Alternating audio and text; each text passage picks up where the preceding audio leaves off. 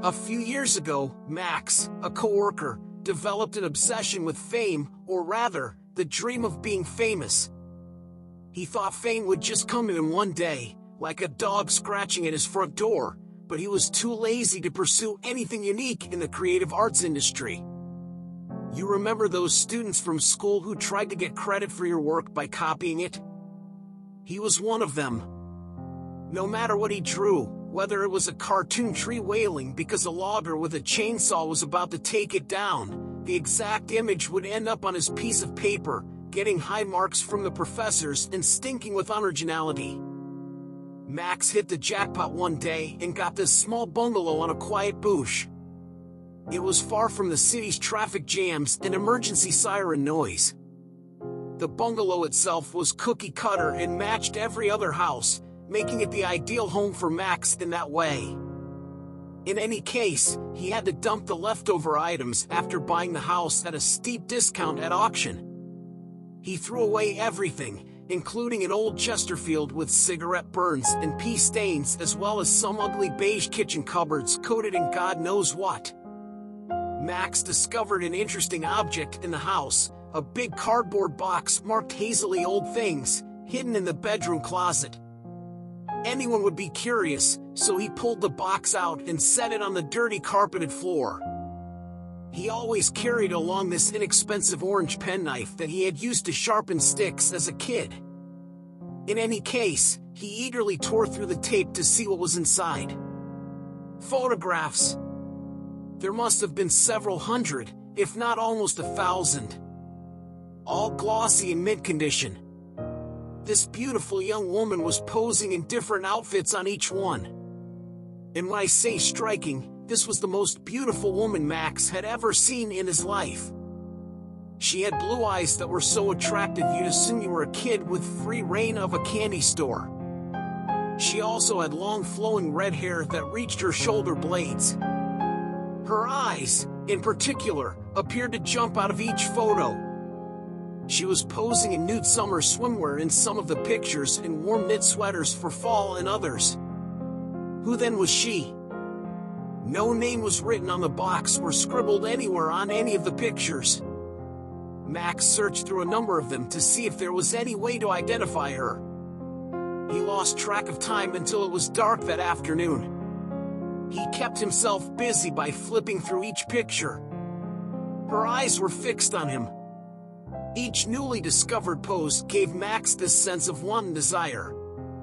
He was taken in a way he had never experienced before by those piercing blue eyes. Flick. Flick. Flick. When she got close to the bottom of the box, she was completely naked. Each new picture that was found was more appealing than the previous one, and each new clothing was skimpier. Max has a profile on Instagram.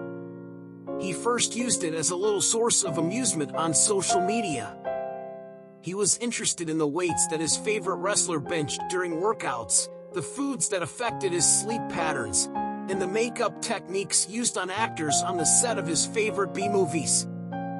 Before he found Instagram models, these were his main interests. This was when his personality started to change. In short time, Max's account was filled with updates and pictures of stunning ladies, all purportedly in Southern California enjoying iced lattes while dressed barely enough to comply with the content rules on verandas. He was hooked to scrolling through his phone constantly. He would stand there ogling even at work when he didn't believe one of the swing supervisors would notice. The wrestlers, movie stars, and B-movie horror legends eventually lost his interest, and all that remained on his phone were a variety of models in various types and sizes, each of whom satisfied his twisted curiosity in a different manner. I already mentioned Max's minor flaw, his obsession with fame. Well, some of these Instagram models have millions of fans. And their fans react by giving them millions of likes, those adorable little approval seals that give you a nice dopamine boost all day long. When it comes to sponsorships and advertising, it can occasionally even turn profitable. So, you may earn money and popularity by posting content online. So, Max thought, Why not register for an account under a false identity and upload these recently discovered pictures? He would achieve all he believed he had ever desired if this perfect girl could win over followers like him. After that, Max didn't show up for work. He just never left the house. He made no excuses or asked for more time off. He had access to his whole Instagram feed on the big computer in his bedroom. Weeks passed, and Max's appearance changed. The formerly plump 200-pounder has almost completely shrunk away. His features were depressed and drawn. The new Instagram account was booming, so he didn't care.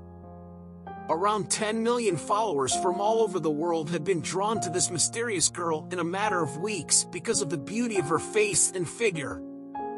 Fans flooded Max's inbox with requests for more content, begging for another fix. There were tens of thousands of messages proposing sponsorships, jobs, and marriage proposals. She was the newest Instagram star, and her name was Nikki Vini. Max was proud of creating the name. It was probably the most original idea that ever entered his farcical gray matter of a brain. Max had achieved financial success, but most significantly, he had experienced celebrity. Or perhaps Nikki's fame. Soon, Nikki's wings were spread to more than social media. Her face was appearing on news channels around the world. The general public even developed an obsession with her, particularly considering that they had only seen pictures of her and no video. Even before anything else happened, Max must have been scared by one news story. One of the news channels had an interview with a Mrs. Gerald. She was in her 60s, but she appeared older. She was the 6 packs a day smoker. She identified herself as the mother of the mysterious girl on the program. Her face was terrifying, and I'll never forget it. She was crying hysterically, begging for the page to be taken down. She said that Megan Gerald really was Nikki Vini. Megan went missing from her home 3 years ago, leaving behind a pool of blood. They never discovered a body. Max, being so obsessed with Nikki, didn't care. He continuously posted the photos, sometimes as many as 6 in a day, just to satisfy the public's cravings as well as his.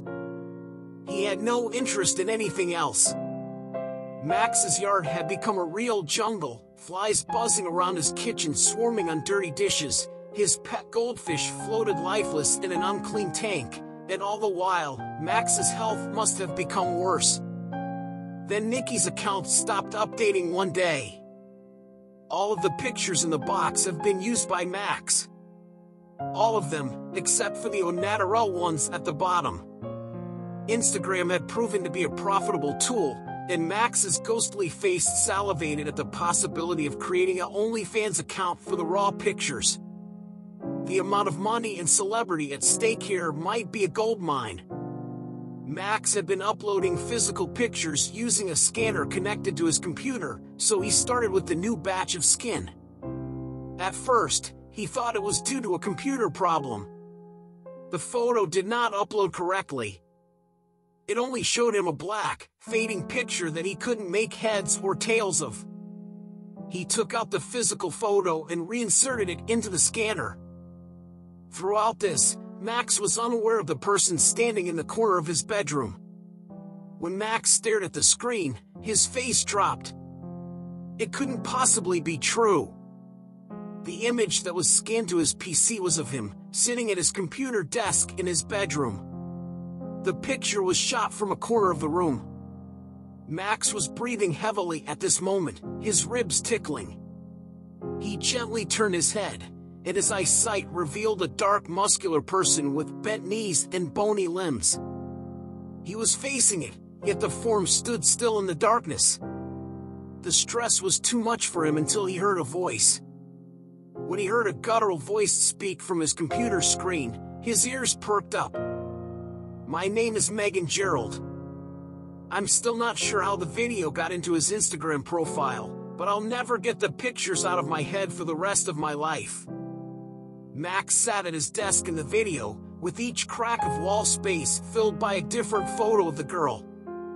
His pale face was haunted and seemed in a trance, repeating out his name, Megan Gerald, as he carefully cut his own face off down to the muscle fiber with his orange penknife. Thank you for watching. If you enjoyed the story, please give it a like and share it with your friends. Tell us in a comment your view about the story or any creepy experience happened to you on social media. Follow and contact us on our social media accounts. You will find the description box if you have stories to share, or tell us what kind of stories you want in future videos. Don't forget to subscribe and turn on the notification bell to not miss any video. Thanks for your support.